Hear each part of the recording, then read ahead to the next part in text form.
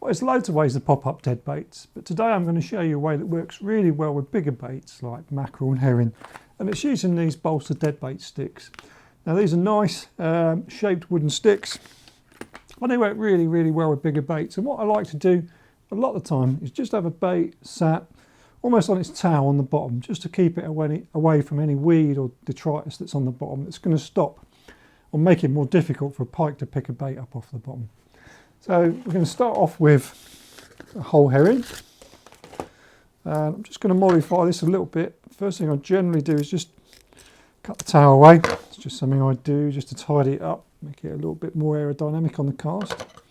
And then what I'm going to do, I'm just going to take the head section off. You don't need to do this. I've let these baits defrost for about 40 minutes, just so they're starting to go a little bit soft. I like to take the head off. It just makes it easier to rig, but you could go down through the mouth and push the balsa stick down there instead. So there we go, that's my bait prepared. I'll put that aside for 1 second. And then what I'm going to do is take one of these are the medium-sized balsa sticks, which is plenty buoyant enough for even a big herring. And I'm going to take about 6 inches of PIKEPRO rigging wire. And this is just a standard, really flexible, single strand copper wire. You can use trace wire to do it. Obviously you always want to use a wire because pike can't bite through that, and if you use nylon and they bit through it, then A, you've lost your stick, and the fish could swallow it, or it's a bit of litter that you're leaving out there. So if you put them on with wire, it just means you won't lose them. And with this wire, this rigging wire, being single strand copper, you can literally just twist it on with your fingers just to create a fixing, and it's not going to go anywhere. So there you go, fix that onto the eye on the end, and I'll just trim off the little loose bit. There we go. So that's my buoyant stick prepared. And so with about, I don't know, 6 inches of wire on there is all you need. That's going to be plenty. So now I'm going to use one of our ready-made twin hook traces. This is a size 6. You could use a size 4 or a size 6, either way. And find the single, this is semi-barbed hooks, find the single barbed one, and that top one will go into the tail root. And what I'll try and do is just stick it underneath the backbone, push it through, and you'll hear it click and it will kind of lock, and that gives you a nice secure fixing. And then with the second hook, I want that, about half to 3/4 of the way down the bait, ideally. So I'll find the barbed hook again, and then one of the barbless ones. And what I like to do is just work that in carefully. See if I can work 2 of those hooks in, just to leave the third one, if you can see that, really proud. And again, that's just a nice firm fixing on there. Right, the only slightly complicated part of the job.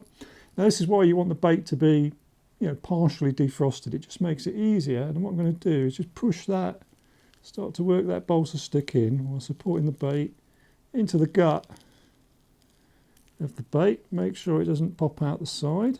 You don't need to go all the way in. I like to get them in, leave a few mil sticking out, doesn't hurt. That's going to be plenty big enough to support that bait. And then what I'm going to do is just pass that rigging wire underneath the treble that I fixed in. Don't get that too tight, but get it reasonably so it's sitting there. And then we're just going to make a few wraps around that hook. There you go. Once again, I can trim off the excess. And there you go. I've got a bait that's now going to sit up off the bottom nice and proud. Dead easy. Now chances are at the moment there's too much buoyancy in that, and it'll probably sit up the full length of the trace.